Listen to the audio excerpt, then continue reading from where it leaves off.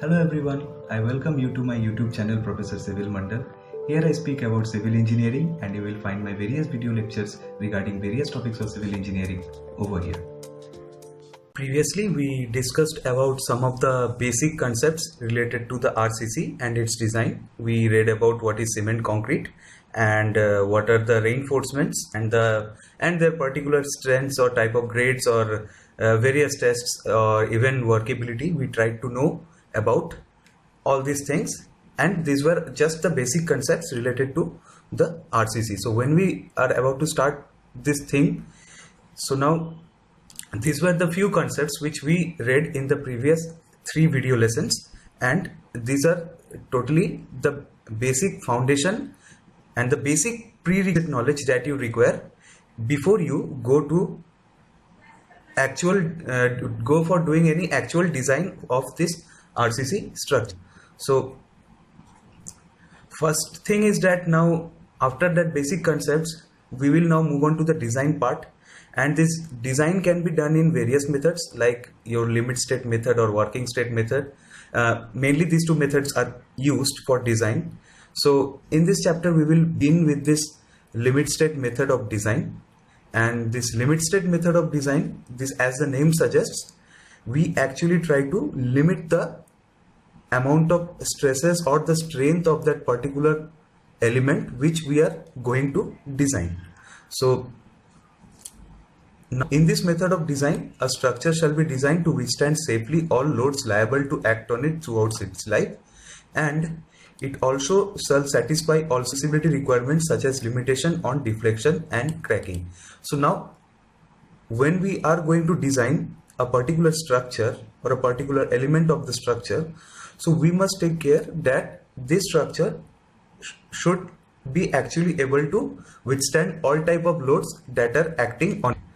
And not only that, it should provide the required serviceability, and there should be such other things like there should be some limit in the deflection or the cracking to which it is subjected to. So taking all these things into care, we actually go for this design, and this acceptance limit for safety and serviceability requirements before failure occurs is limit state. So the acceptance limit for safety and serviceability requirement before failure occurs is limit state. So what we actually do, we limit the strength of a particular structure or a element of a structure to such that this thing must be able to take loads up to that particular limit, and considering that limit we actually do the design of that particular structure. So this is the main criteria for limit state method of design.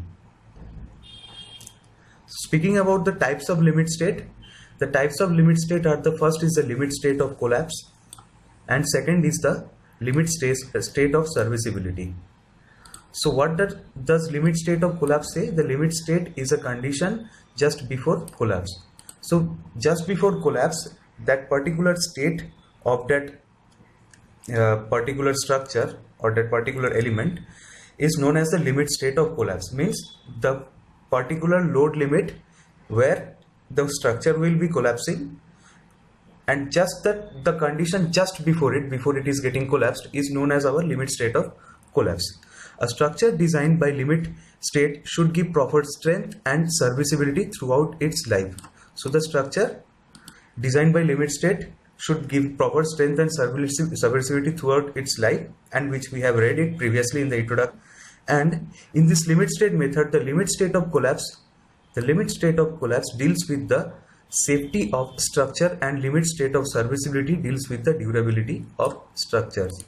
So we will later read about the limit state of serviceability, but before that, the limit state of collapse deals with the study of the safety of structure. So the structure must be safe, and limit state of serviceability says that refers to the condition other than the building strength that render the building unusable. Like, so when we will render that this building is unusable, like when we will know this, it is not providing our required service. So suppose a building was designed for a particular purpose, like a classroom is designed for a particular purpose, but now somehow the tiles are coming out, the building has become old, or the beam is somehow started to crack, or you are seeing cracks or faulty something in the building. So of course we will not allow any student or any teacher to take class over there. So the limit state of serviceability says that there is a particular limit, that beyond this structure cannot be used. So that particular point is known as our limit state of serviceability, and this is provided so as to know that up to how or until how much duration of time you can use a particular structure. So this limit state of collapse and limit state of serviceability are two different limit states which are actually used in our particular designs or particular design considerations. And limit state of collapse guarantees about our safety, whereas the limit state of serviceability guarantees our serviceability or durability of that particular structure. So what are the factors which we deal in the limit state of collapse are the flexure, the shear, torsion and compression. These four factors, flexure, shear, torsion, compression, are the things which we deal in the limit state of collapse. Whereas for limit state of serviceability, we deal with deflection, cracking and vibration. These are the three things which we deal for limit state of serviceability. Next is the design strength of material. As you know, this is the strength which is considered for design of structure. So this is the strength considered for design of structure. Means you would fix a particular strength that what I am going to design, a structure should be able to take that much of load, and that is the strength of that particular structure. That structure will withstand that amount of particular load or stresses. So this is my design strength which I will be fixing, and further I will be designing the components of that RCC member or structure. So the design strength of material, actually, as you know that we use two materials, that is the concrete and the steel, for designing of RCC structure. So the design strength for both of them are calculated as shown in this particular note, that design strength is equal to characteristic strength upon partial factor of safety. So design strength is equal to the characteristic strength upon partial factor of safety, and the characteristic strength is given by 0.67 FCK, and partial factor of safety is taken as 1.5. FOS is nothing but factor of safety. So the characteristic strength is taken as 0.67 FCK and partial factor of safety is taken as 1.5. So when we calculate it, it comes out to be 0.45 CK, and see how much we are limiting this design strength of our particular structure. So FCK is actually our characteristics, actually our strength of that concrete, but we are taking it 0.67 FCK as our actual characteristic strength, and then again we are dividing it with 1.5 partial factor of safety. So in turn we are actually saying people that this particular structure is taking 0.45 FCK of load, but we have actually designed it for FCK load. So it's like we are limiting the ability of that structure to the people. We are just giving an idea to the common mass or to the particular client, whatever you might say. We are telling that this structure is going to take 0.45 FCK of load, and we actually are designing for FCK. So suppose if a structure which we are designing, we are designing it for 100 kilonewton load, that is our FCK.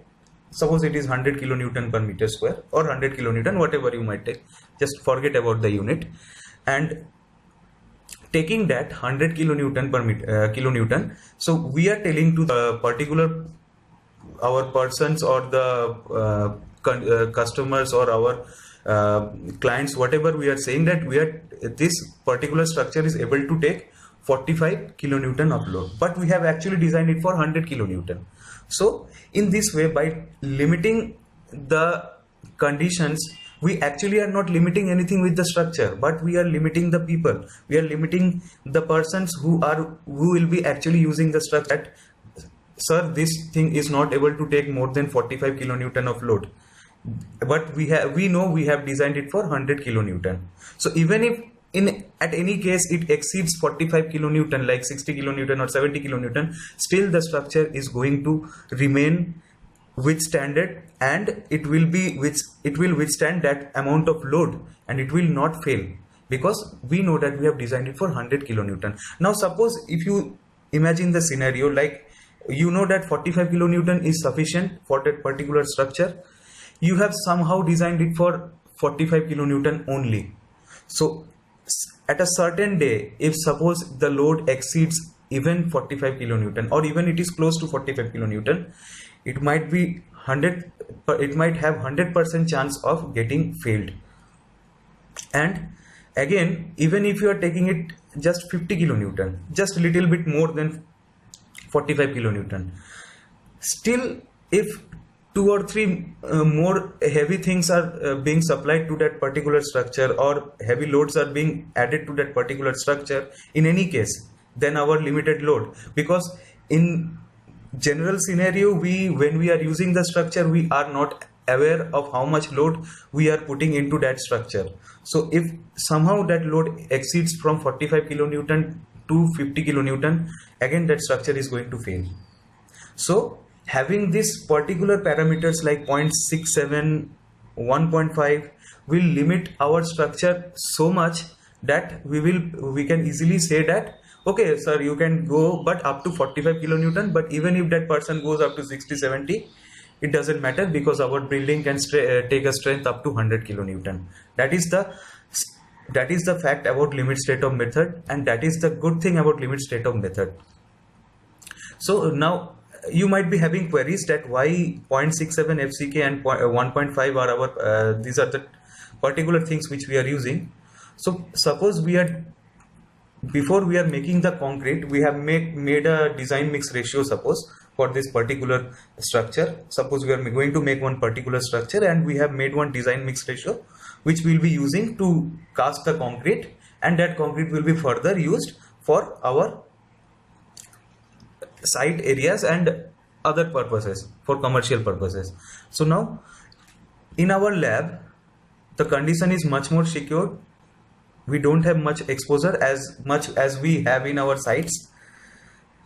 We are using a cube, and thirdly, we are using uniaxial loading only. These are the 3 things which we do, because most of the cases we just take the compressive strength test for our studies, because we just take that the concrete is good in compression, and we consider only the compressive strength of concrete. We never consider the other strengths like tensile or flexural strength of concrete.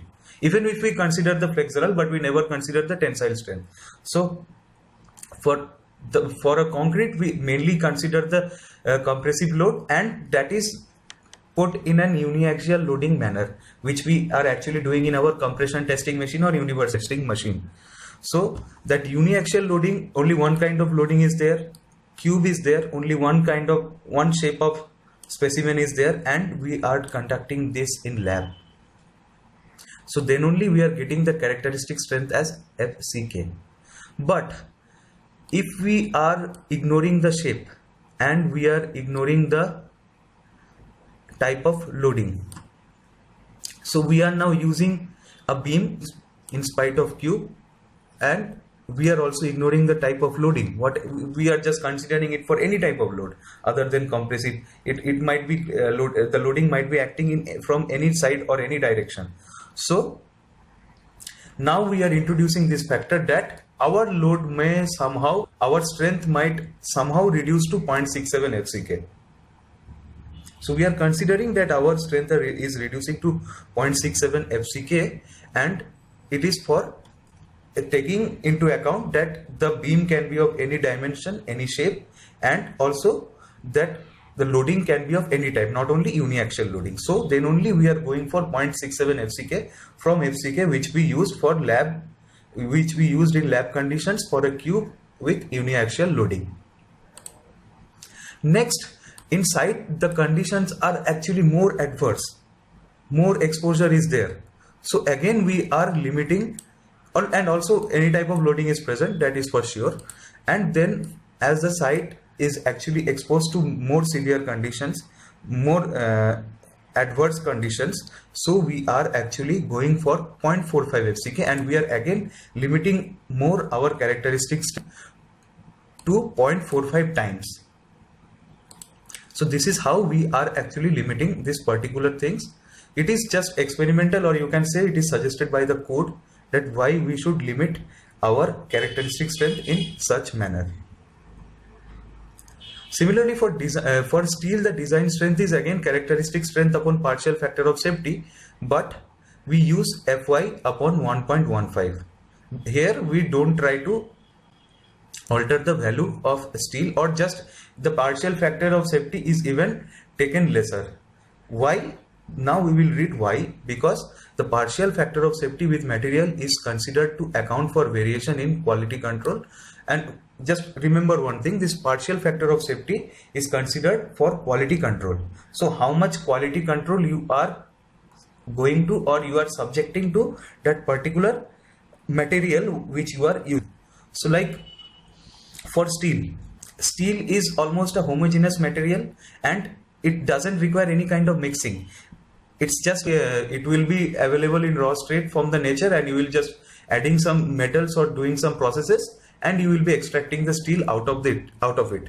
So there are some processes for extracting the steel, but in no way you are going to do any kind of mixing with the steel, like the hand mixing or a simple machine mixing which we do in case of concrete. We are mixing the coarse aggregate, fine aggregates, water and cement in various ratios. So as the ratios cannot be fixed, a ratio can vary in any way possible. So the quality control is considered lesser in concrete as compared to a steel.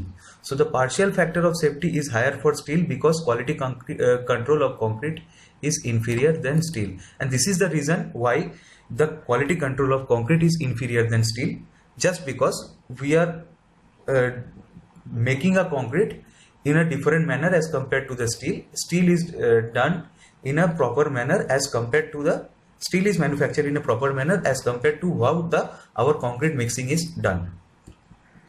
Next is the ultimate strength of concrete is considered as characteristic strength of concrete, while yield stress of steel is taken as characteristic strength of steel. Yes, one more thing. If you remember the stress strain graph of a steel, so first the load increased up to a certain limit, that is our yield stress, and then we had the yield plateau, then again our load further increased to the ultimate stress point. So whereas for a concrete it was just simply a parabolic curve where we had our ultimate stress point. So the ultimate strength of this concrete is used for the characteristic strength, but for the steel the yield stress is used. Why? Just read the next line, that this is because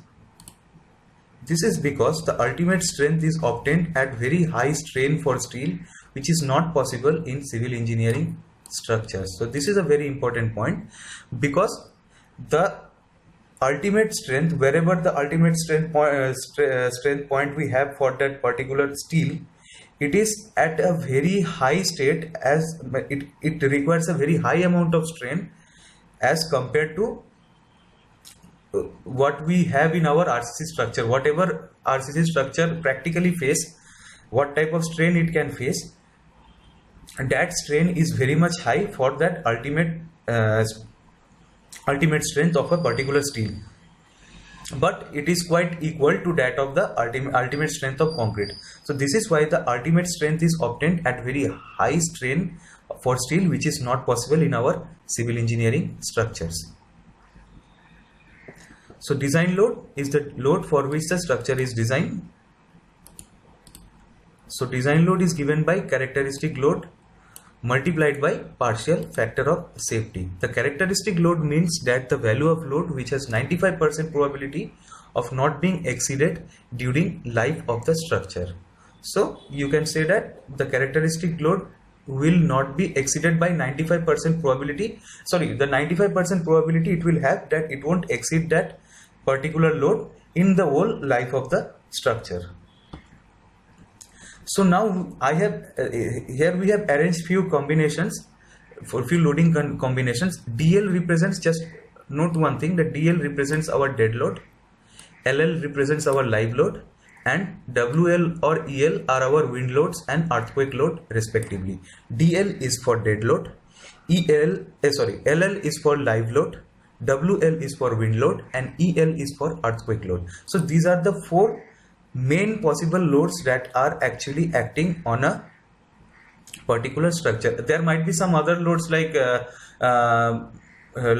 snow load or something like that, but we are not considering this because in general these four loads are present for all type of structures.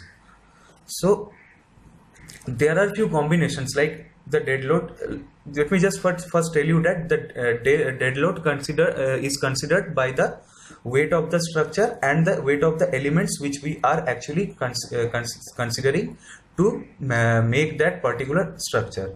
So the weight of the elements or the self weight of the structure gives us our dead load. That is the load present by the dead material in the structure. Live load includes the load which is actually moving over the structure, which can be present, may or may not be present. See, like dead load will always be present with the structure because it is its self weight, but live load may or may not be present. Like suppose for a particular office building or an institutional building, from 9 to 5 it has got some amount of live load, but the live load won't be fixed after 5 o'clock because the persons will be going out, the building will be left vacant. So live load may or may not be present in that particular structure, but dead load is always present. Even the weight of the things that are kept inside the building like table, chair or cupboards, these weights are also considered with the dead loads because most likely that won't be left in the building, or even if it is left from the building, it is a very rare case. Mostly the live load will be coming and going out of the building, so that influences a lot the presence and absence of it. And then further we have the wind load and the earthquake load. It's like whatever, anytime if any kind of storm or cyclone is there, so we have some adverse effect of wind loads. Or even if it is a high rise structure, so that structure somehow faces good amount of wind at some altitude. Also, even little bit of wind is also striking, we should also consider that thing. But in general, we don't consider wind load. We consider that wind load for that purpose only whenever any kind of storm is there, or huge storm or huge cyclone is going to affect that, or even a huge tornado or hurricane is going to affect that particular building. We consider that extreme stage and we design the building. Similarly, we do the same thing for earthquake loads. We design that building considering, because as you know, there are various zones of earthquakes, 1 to 5, 1, 2, 3, 4, 5, considering the magnitude of earthquake that generally comes or hits that particular place. And considering that thing, we go for the earthquake load or the consideration of the earthquake load in such a way that the maximum amount of earthquake load, and we will take up both the limit states. That is, first is the limit state of collapse, which is meant for our safety, and next is the limit state of serviceability. First combination, dead load plus live load, we take partial factor of safety 1.5 each for dead load and live load for limit state of collapse, whereas in limit state of serviceability we take 1 each for both dead load and live load. Next, we use dead load plus wind load or earthquake load, either of this one. It's not like that we will have both the wind load and earthquake load at the same time, because it never happens that we have both earthquake and a storm at the same time. So mostly it is not considered. But if you are considering both wind load and earthquake load, you have to invest a lot on that particular structure to make it oversafe.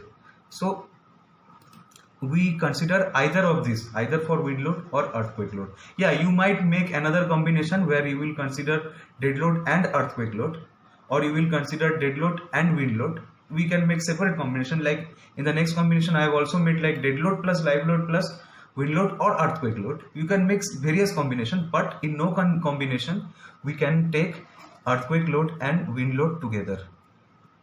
So for dead load plus either of wind load or earthquake load, we will have 1.5 or 0.9 as the factor of safety for dead load and 1.5 for the wind load or the earthquake load. Next, for limit state of serviceability, we have one for the dead load and one for the wind load and earthquake load. So now one thing might be considering that why again we are taking 0.9, so a much lesser factor for the partial FOS. It's because the factor 0.9 is just read the third point of this note. Factor 0.9 is taken with DL if dead load is providing stability against sliding and overturning. For example, in a cantilever beam, or you can say a cantilever retaining wall, mostly in a cantilever retaining wall. So the factor 0.9, if somehow the dead load, like a cantilever retaining wall is placed in such a way such that the dead load somehow counteracts for the sliding and overturning of that particular structure.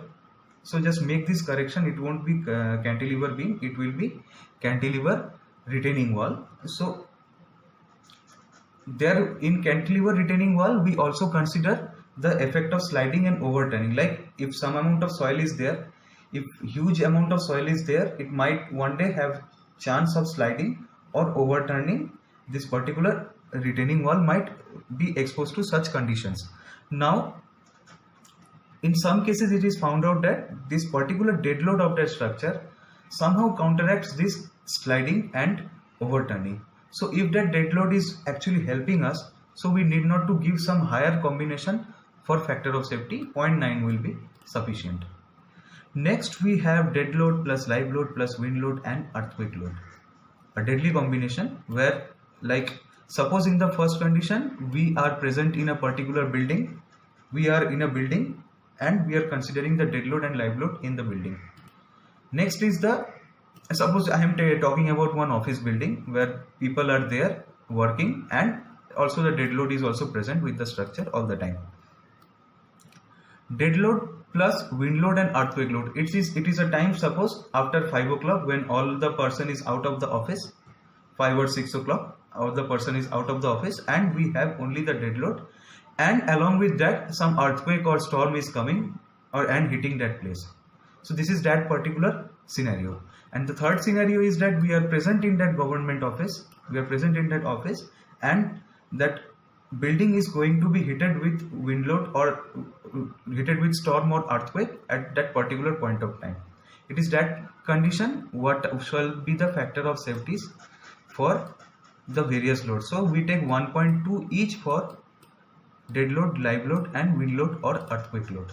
But when it comes to limit state of serviceability, 1.8 and 0.8 will be sufficient. So let's read about this note, that is the design wind load and design earthquake load are never considered on a structure simultaneously. That I told you the reason why. Because if we consider, then we have both of them, so we have to consider a very high factor of safety and a huge amount of actually load influences through the wind load or earthquake load, and most of them are impact loads which are very much harmful for a structure. So what we do, if we are considering the wind load or earthquake load, any one would be good enough, because together both storm and earthquake don't come in a particular place, and if we are considering both together, it will make the structure oversafe for the other scenarios, and it's like that it will require a lot of investment, more than imagination, so we don't consider them together.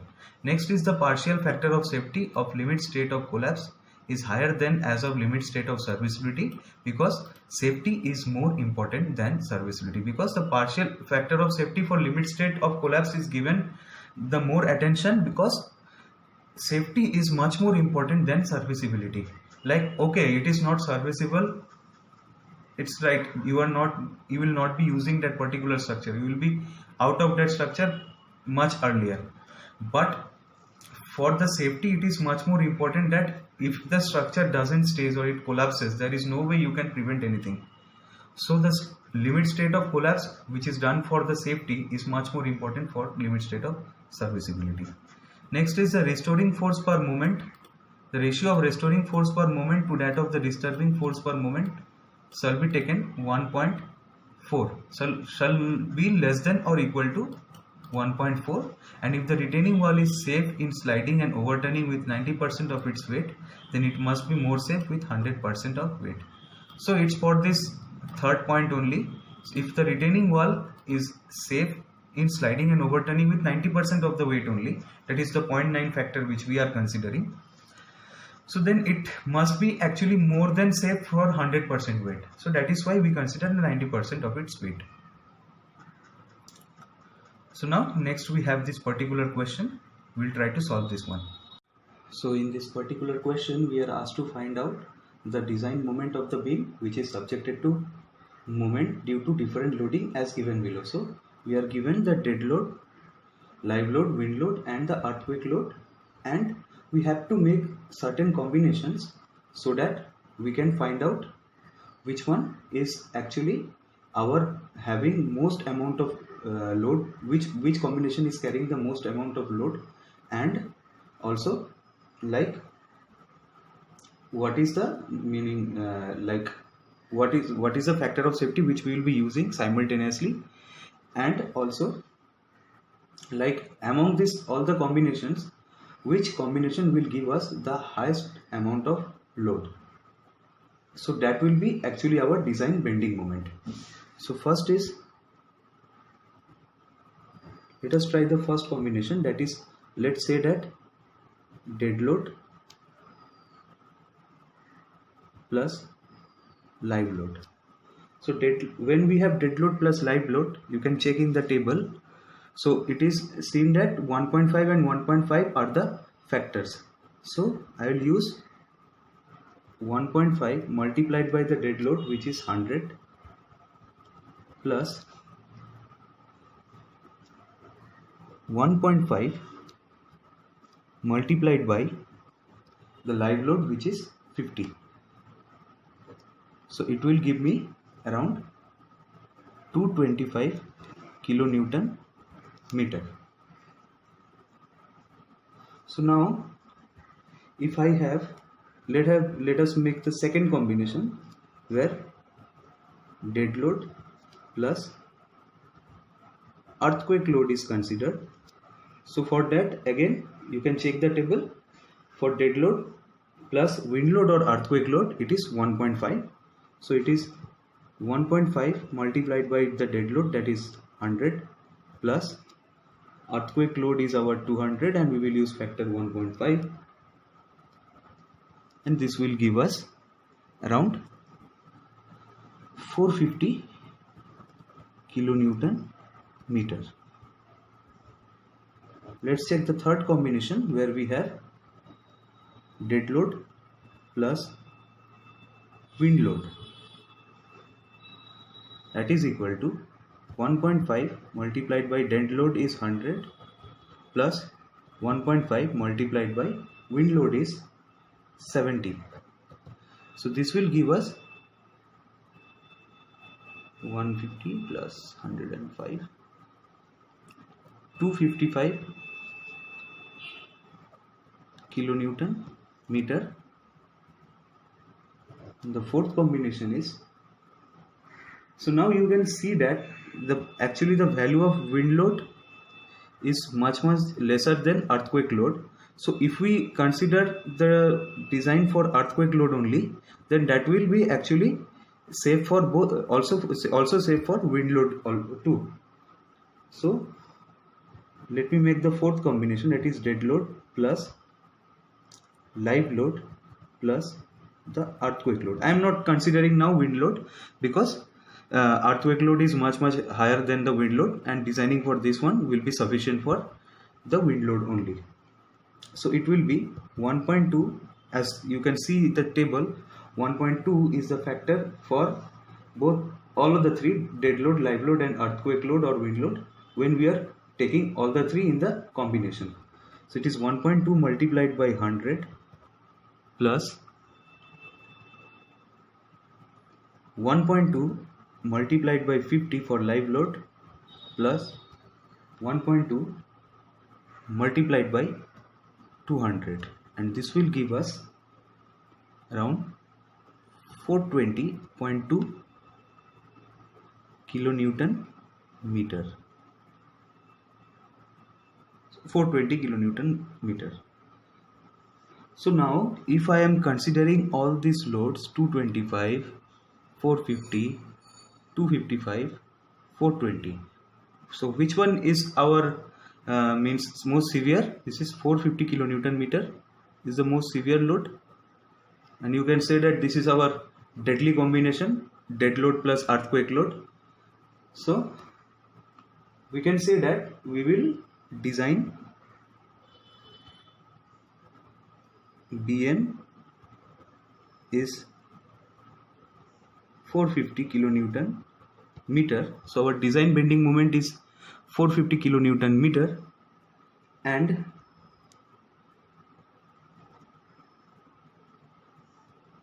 critical load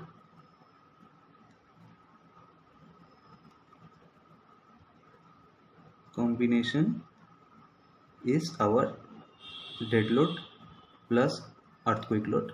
So our critical load combination is the dead load plus earthquake load. This is our deadly combination which is influencing this.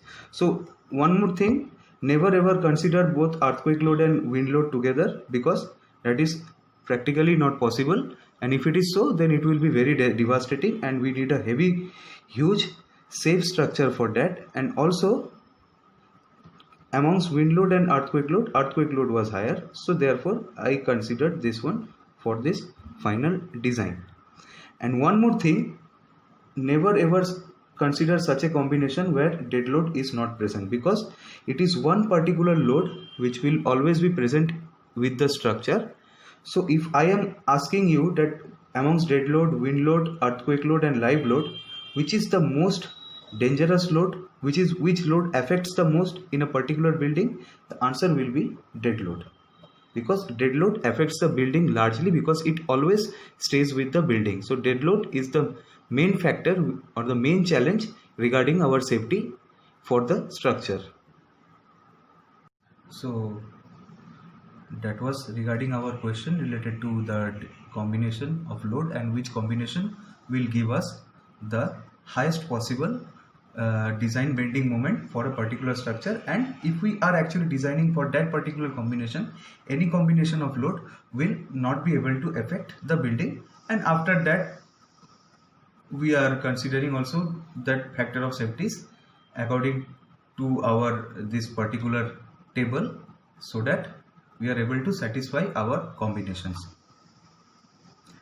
So in the next part of the video, we will be discussing about the limit state of collapse of failure, and there we will be studying about this, where we will next we have the representation of the stress block diagram, and we will analysis that stress block for a particular beam, and that will be done in pen and paper. Till then, it is requested to you, please like my video and share it, and also subscribe to the channel if you are new. And also this is well requested because it takes a lot of hard work while making these videos. So I would humbly request to just press that simple red button. This simple action of you will actually be very much helpful to me, and it will be very much motivating, and therefore I can bring better videos, or I can also develop myself through these particular videos. Thank you.